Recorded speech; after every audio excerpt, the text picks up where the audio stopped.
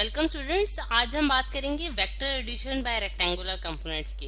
Vector addition जो है, जिस तरह से आपने पिछले लेक्चर्स में देखा है कि हमने पढ़ा था कि हम वेक्टर्स को ऐड अप करते हैं by using head to tail rule, यानी कि वेक्टर एडिशन जो की जाती है वो हेड टू टेल रूल के जरिए की जाती है। ठीक है। और ये जो हमारे पास रेक्टेंगुलर कंपोनेंट्स होते हैं स्टूडेंट्स, ये हमारे पास कौन से कंपोनेंट्स होते हैं? ये हमारे पास वो कंपोनेंट्स होते हैं जो एक दूसरे के ऊपर जो है वो 90 का एंगल बनाते हैं, यानी कि एक दूसरे के ऊपर परपेंडिकुलर होते हैं टू ईच अदर। ठीक है। अच्छा, अगर हम देखें कि हम किस तरह से जो है दो अगर हमारे पास वेक्टर्स होंगे, हम एग्जांपल में देखेंगे कि उनको हम रेक्टेंगुलर कंपोनेंट्स के जरिए को यूज करते हुए हम उनकी वेक्टर एडिशन किस तरह से परफॉर्म कर सकते हैं। अब सबसे पहले हम ये एक प्लेन ले लेते हैं जिसमें मेरे पास व्हाइट कलर का मैंने प्लेन लिया है और इसमें मैंने जो है वो दो एक्सेस ड्रॉ करने जा रही हूँ स्टूडेंट्स। ये मेरे पास पाई एक्सेस हैं जो कि वर्टिकल लाइन से शो किए गए हैं और ये मेरे पास एक्स एक्सेस हैं जो कि हॉरिजॉन्टल लाइन से शो किए, और ये मेरे पास ओरिजिन है। अब ये जो प्लेन होगा जो मैंने बनाया स्टूडेंट्स, ये मेरे पास एक्स वाई प्लेन कहलाएगा। ठीक है, एक्स वाई प्लेन हम इसे कहेंगे और इसके अंदर जो भी कंपोनेंट्स लाई करेंगे उनके बारे में हम ये कहेंगे कि ये एक्स वाई प्लेन के अंदर लाई करते हैं। अब यहाँ हम सबसे पहले जो है वो वेक्टर्स बनाने की कोशिश करते हैं। मेरे पास एक वेक्टर जो है ये है जिसे मैंने ए वेक्टर का नाम दे दिया है, और इसी तरह मैं एक और वेक्टर ड्रॉ करती हूँ स्टूडेंट्स। ये मेरे पास बी वेक्टर आ गया। ये मेरे पास क्या है? B vector. अब ए और बी वेक्टर को जब मैंने एड अप करना है स्टूडेंट्स, तो मैं using head to tail rule जो है बिल्कुल यही वाला वेक्टर जो है इसके हेड पे बनाने की कोशिश करूंगी। ये मैंने बी वेक्टर ड्रॉ कर लिया स्टूडेंट्स, और इसकी मैग्नीट्यूड और इसकी मैग्नीट्यूड जो है वो सेम होनी चाहिए। ठीक, और फिर उसके बाद उसकी डायरेक्शन भी सेम होनी चाहिए। अब इन दोनों को जब मैं एड अप करूंगी by using head to tail rule, तो मैं ये जो है इसका रिजल्टेंट जो है वो ड्रॉ करती हूँ। ये मेरे पास इसका स्टूडेंट रिजल्टेंट आ गया जो कि मैंने आर से डिनोट करूंगी, और आर जो है स्टूडेंट वो हमारे पास बराबर होगा ए प्लस बी के। ठीक है, ए प्लस बी के हमारे पास बराबर आ गया। अब अगर हम देखें कि हमारे पास हमने जो है simple head to tail rule use करते हुए जो है इन वेक्टर्स को ऐड अप कर लिया। अब हमने क्या करना है कि इनके जो रिजल्टेंट वेक्टर है इसकी मैग्नीट्यूड फाइंड आउट करनी है, इसकी डायरेक्शन फाइंड आउट करनी है। अब उसके लिए हम क्या करेंगे कि हर वेक्टर को उसके रेक्टेंगुलर कंपोनेंट्स में रिजॉल्व करेंगे। अब सबसे पहले हम ए वेक्टर को अगर उसके रेक्टेंगुलर कंपोनेंट्स में रिजॉल्व करें तो मैं ऑरेंज लाइन से ही शो करने जा रही हूँ कि डॉटेड लाइन लेकिन यूज करूंगी, डॉटेड लाइन यूज करूंगी कि ये मेरे पास इसका हॉरिजॉन्टल कंपोनेंट है जो कि मैं ए एक्स से डिनोट करने जा रही हूँ, और ये मेरे पास वर्टिकल कंपोनेंट आ गया जो कि ए वाई से डिनोट किया। और जैसे कि आप देख सकते हैं स्टूडेंट्स कि ये आपस में जो है वो 90 का एंगल बना रहे हैं। इस वजह से हम ये कहेंगे कि ये हमारे पास रेक्टेंगुलर कंपोनेंट्स हैं ए और बी के। ठीक है, अब ये ए का हमने कर लिया। इसी तरह बिल्कुल इसी पैटर्न पे चलते हुए हम बी के भी रेक्टेंगुलर कंपोनेंट्स में रिजॉल्व करेंगे। ये मेरे पास इसका हॉरिजॉन्टल कंपोनेंट आ गया students, and this is the vertical component. ये मेरे पास क्या होगा? बी एक्स हो गया स्टूडेंट्स, और ये मेरे पास बी वाई हो गया। ठीक है, ये हमने जो है ए और बी को उसके रेक्टेंगुलर कंपोनेंट में रिजॉल्व कर लिया। अब जो हमारे पास रिजल्टेंट वेक्टर है स्टूडेंट्स उसको भी उसके हॉरिजॉन्टल और वर्टिकल कंपोनेंट्स में रिजॉल्व करते हैं। ये अगर यहाँ ये ओरिजिन से स्टार्ट हो रहा है, इस पॉइंट से स्टार्ट हो रहा है, और थोड़ी सी लाइन टेढ़ी हो गई है, यहाँ से हम दोबारा से पिक करते हैं कि ये हमारे पास स्टूडेंट्स जो है इसका आर एक्स आ गया है, और ये हमारे पास इस पॉइंट से लेके इस पॉइंट तक जो है ये हमारे पास इसका वर्टिकल कंपोनेंट आ जाएगा। ठीक, ये हमारे पास इसका स्टूडेंट्स आ गया हाँ वर्टिकल कंपोनेंट जो कि हमारे पास आर वाई है। ठीक, इस तरह से जो है वो हमने हर कंपोनेंट को जो है वो रिजॉल्व कर लिया है। ये हर वेक्टर को हमने रिजॉल्व कर लिया इसके हॉरिजॉन्टल और वर्टिकल कंपोनेंट्स में। अब स्टूडेंट्स हम कुछ नाम देना चाहेंगे जस्ट अपने ईज के लिए कि हम ताकि हम इसकी जो है रेजोल्यूशन जो है वो इजीली कर सकें। अगर ये वाला जो पॉइंट है इसको मैं कह देती हूँ कि मैं इसको क्यू का नाम दे देती हूँ, यानी कि ओ क्यू जो है वो मेरे पास ए एक्स के बराबर आएगा। ठीक है, और इसी तरह जो है वो मेरे पास ये वाला पॉइंट है इसको मैं एम का नाम देने जा रही हूँ, यानी कि ओ एम वेक्टर जो है वो हमारे पास ए के बराबर होएगा। ठीक, यानी कि ओ से एम तक की जो लेंथ होगी वो बेसिकली ए वेक्टर का मैग्नीट्यूड को डिफाइन कर रही होगी हमारे पास। इसी तरह मैं जो है मैं ये पॉइंट जो है यानी कि ये पॉइंट मैं पी से डिनोट कर देती हूँ, और ओ पी जो है वो हमारे पास आर वेक्टर को रिप्रेजेंट कर रहा होगा।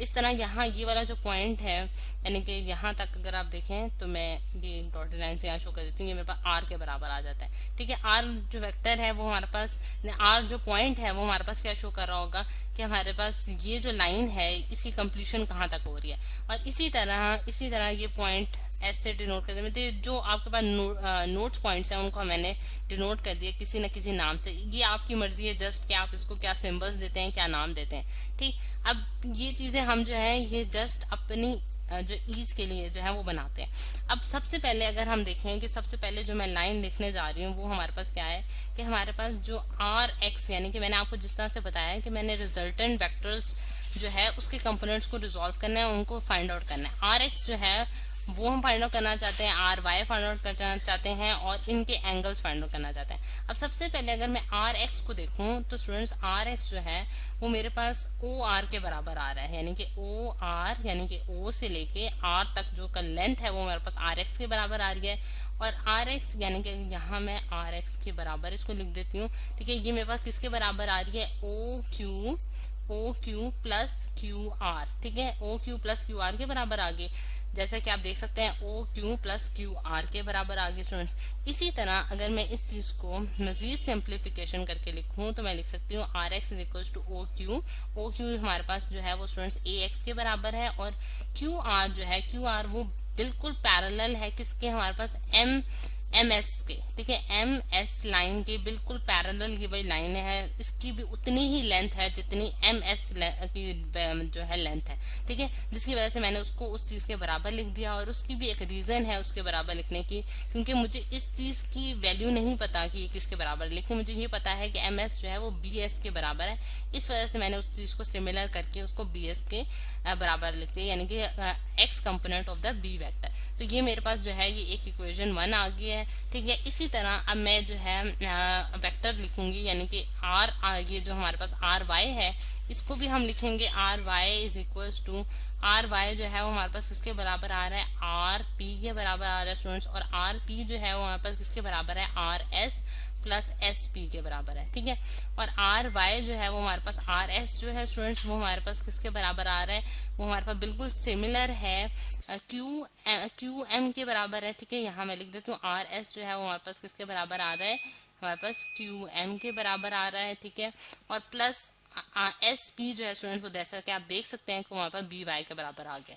ठीक है, अब इसी चीज को फॉलो करते हुए हम क्या लिख सकते हैं, आर वाई जो है वो हमारे पास क्या हो गया, ए वाई प्लस बी वाई के बराबर आ गया, यानी कि हमने जो है इसका आर वाई जो है उसको भी रिजोल्व कर लिया इन टर्म्स ऑफ एक्स और वाई कंपोनेंट ऑफ ए और बी वेक्टर के एक्स और वाई कंपोनेंट में हमने उसको रिप्रेजेंट कर दिया। बेसिकली हमारा जो मतलब एम था, एक गोल था कि हम आर एक्स और आर वाई को जो है वो इन टर्म्स ऑफ ए और बी के रेक्टेंगुलर कंपोनेंट्स में लिख सकते हैं, और वो हमने लिख लिया है। ठीक, अब हमने इनका जो है वो क्या आप कह सकते हैं कि हमने इसका रिजल्टेंट वेक्टर जो होता है जिसे हम कैपिटल आर से डिनोट करते हैं, वो अगर मैं किसी डार्क कलर से लिखने की कोशिश करती हूँ कि जिस तरह से आप देख सकते हैं कि चले पिंक कलर से लिख लेते हैं।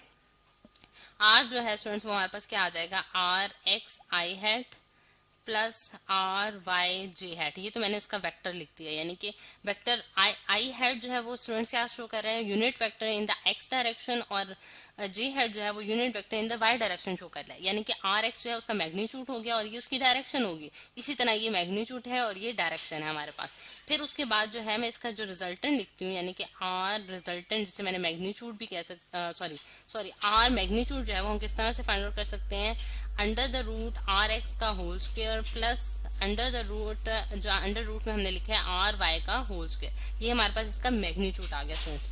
अब मैग्नीट्यूड में तो हम इस तरह से फाइंड आउट करेंगे। अब इसमें जब मैं आर एक्स और आर वाई की वैल्यूज डालती हूँ तो मेरे पास क्या आ जाता है कि ये हमारे पास किसके बराबर आएगी, under the root are x जो है ये हमारे पास किसके बराबर आ रहा है, ए एक्स प्लस बी वाई का होल स्क्वायर प्लस ए वाई प्लस बी वाई का होल स्क्वायर। ठीक है, यहाँ भी हमारे पास स्टूडेंट्स क्या था, सॉरी ये एक्स है। ठीक है, ए एक्स बी एक्स प्लस ए वाई बी वाई का होल स्क्वायर। ठीक है, और ये हमारे पास इसका क्या आ गया स्टूडेंट्स, हमारे पास इसका मैग्नीट्यूड आ गया। अब यहाँ भी आप वैल्यूज पुट करके जो है वेक्टर भी फाइंड आउट कर सकते थे, तो ये इसका मैग्नीट्यूड आ गया। अब इसकी डायरेक्शन रह जाती है स्टूडेंट्स की, जो हमारे दिमाग में आ रही है कि इधर हमें ये नहीं मालूम कि अगर मैं फिगर की तरफ दोबारा जाती हूँ कि हम अगर देखें एंगल थीटा, यानी कि थीटा एंगल जो है हमेशा डायरेक्शन बता रहा होता है, यानी कि आर वेक्टर की हमारे पास डायरेक्शन क्या होगी, किस डायरेक्शन में जो है हमारे पास रिजल्टेंट वेक्टर जो है वो लाई करेगा।